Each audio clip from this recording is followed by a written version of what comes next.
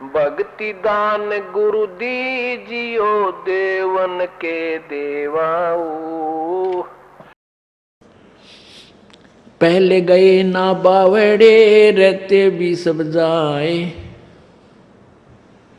बिन साहेब की बंदगी कहीं ठोड़ ठिकाना ना। पहले चले गए वो तो गए, जैसे तरवर से पत्ता टूट जा भौर नहीं लागे डार। वो जो चले गए वो शरीर में, उसी शरीर में आपके परिवार में वो नहीं आ सकती। जैसे आपका पिता है, माता है, बहन है, अब अन्य शरीर धारण करके आगे कोई पशु बन के कोई पक्षी बन के बैठी रहो, हमने उससे क्या लेना देना, क्यों हमने पता नहीं ये कौन है।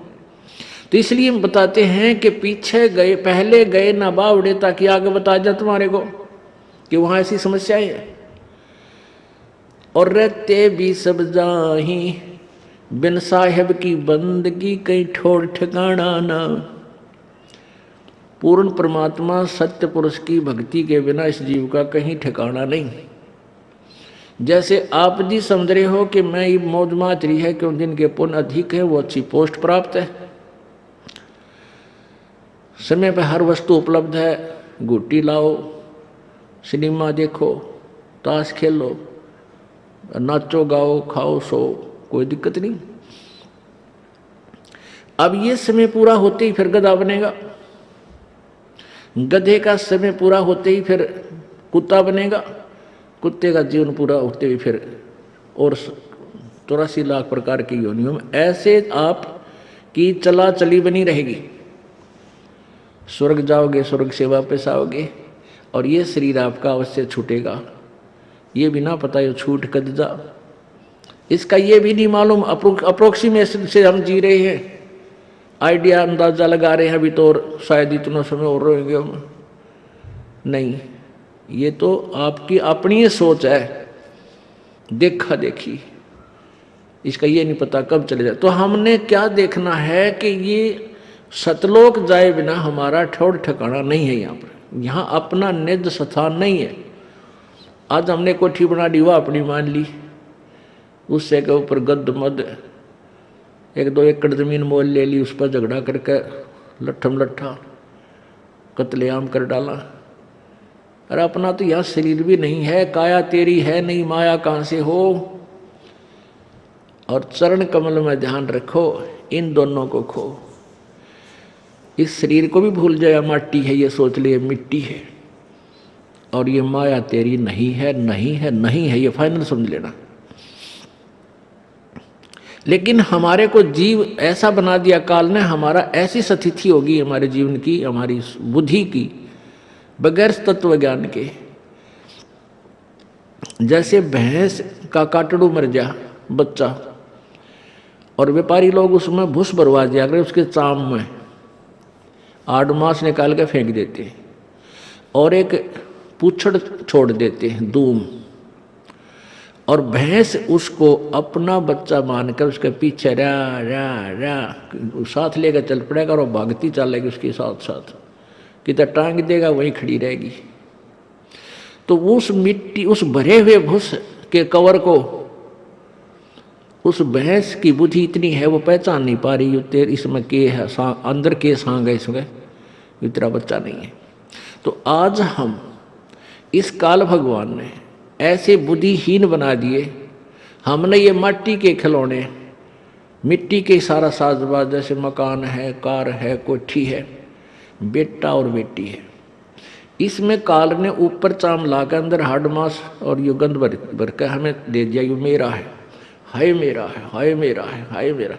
और कल उन तो पहले आपकी मृत्यु हो जाए, आपके सामने वो खिलौने ही टूट जाते हैं, फिर कौन समझ में आती। क्यों आवे? क्योंकि हमारी बुद्धि इतनी है कि जैसे उस भैंस के आवे तुम्हारा आवे, क्योंकि हमें वो ज्ञान ही नहीं, हम इससे आगे सोच ही नहीं सकते। ये अखियाँ बनेगी, ये मोतिया बिंद हटेगा परमेश्वर कबीर जी के तत्व ज्ञान थे। और इस ज्ञान के बाद फिर ज्ञान भी हो जाएगा, और भक्ति आपके अंदर प्रवेश नहीं हुई तो भी ज्ञान डटेगा नहीं।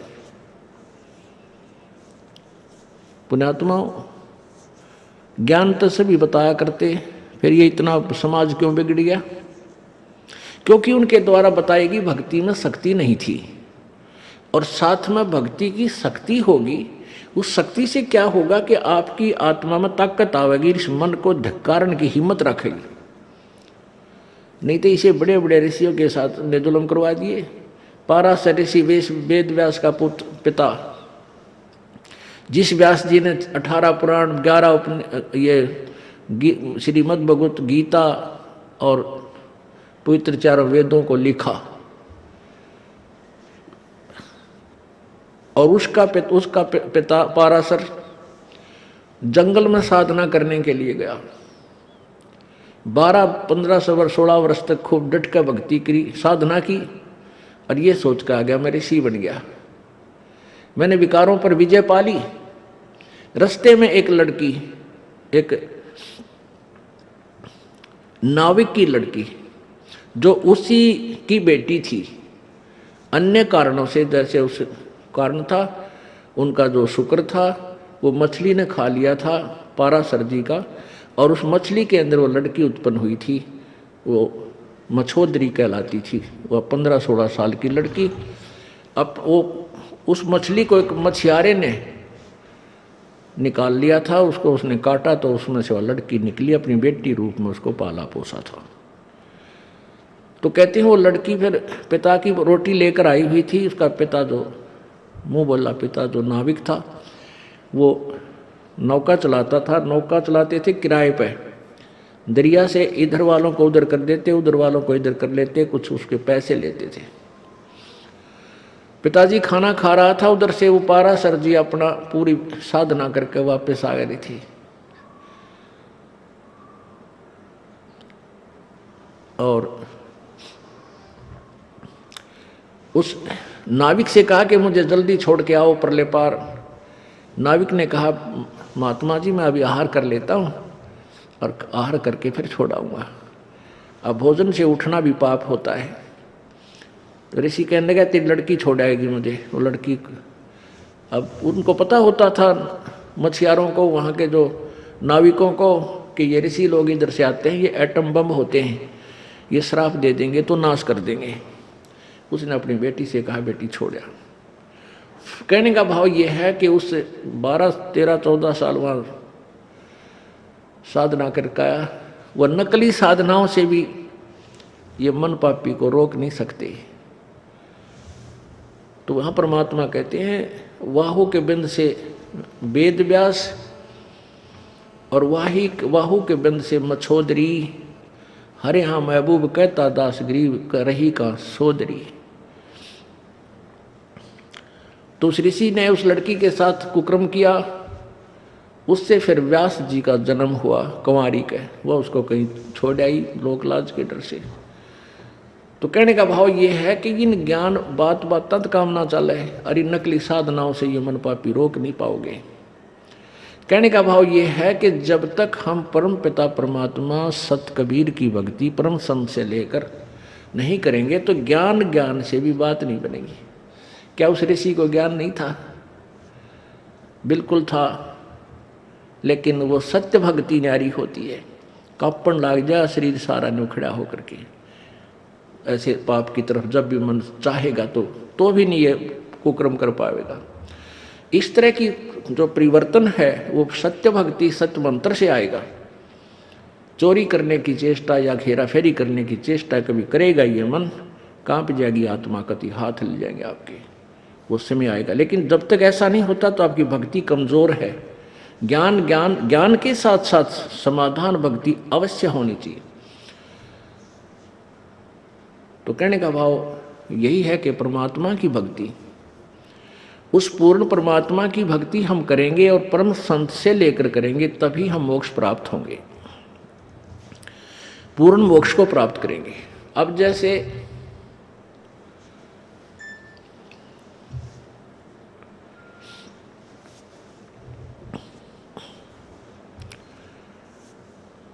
जो साधना हम करते थे उन साधनाओं के परिणाम स्वरूप स्वर्ग लोक महास्वर्ग तक चले जाते हैं।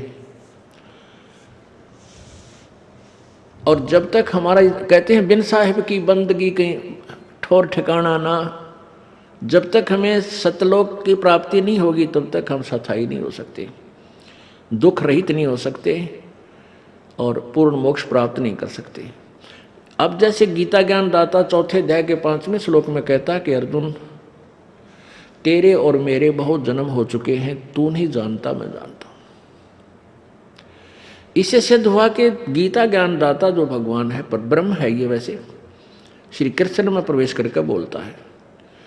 तो ये कह रहा है कि मेरी भी जन्म मृत्यु होती रहेगी, तेरी भी होती रहेगी। तो इसे सिद्ध हुआ कि गीता ज्ञान दाता 8वें अध्याय के 13वें श्लोक में कहता है, ओम इति एक अक्षरम व्यवहारन ब्रह्म व्यवहारन माम अनुसमरण, और यह प्रयाति तजन देहम सयाति परमाम गति। मेरा एक ओम मंत्र है, मुझ ब्रह्म का एक ओम मंत्र है, एक अक्षर बस, नथिंग एल्स, और नहीं। और इसकी जो अंतिम सांस तक साधना करता है वो मेरे वाली परम गति को प्राप्त करता है। ओम नाम के जाप करने वाला भी स्थायी नहीं, क्योंकि ब्रह्म लोक जाता है। और गीता जी अध्याय नंबर 8 के श्लोक नंबर 16 में कहा कि ब्रह्म लोक पर्यंत ये सभी पुनर्वर्ती में है, जो ब्रह्म लोक में चले गए उनकी भी जन्म मृत्यु होती है। गीता जी अध्याय नंबर 15 के श्लोक 16 और 17 में 3 भगवानों का विवरण है। क्षर ब्रह्म तो ये ब्रह्म है, क्षर पुरुष तो ये ब्रह्म है जिसकी अभी आपको स्थिति बताई, और अक्षर पुरुष अक्षर पुरुष है, ये परब्रह्म है, ये भी नाशवान है। क्योंकि गीता जी अध्याय नंबर 15 के ही श्लोक 17 में कहा है कि उत्तम पुरुष तो अन्य परमात्मा इति उदारते, वो वास्तव में श्रेष्ठ भगवान तो कोई और है, यानी वास्तव में वही भगवान कहलाता है। और वही तीनों लोकों में ये लोक तरम आविश्य विवर्ती अवैश्वर है, जो तीनों लोकों में प्रवेश करके सबका धारण पोषण करता है, यानी सबके संस्कार भी वही देता है, और वो वास्तव में अविनाशी है। तो हम किस मालिक की भक्ति करें, किस प्रभु की साधना करें जिससे हमारा जन्म और मृत्यु का रोग कटे।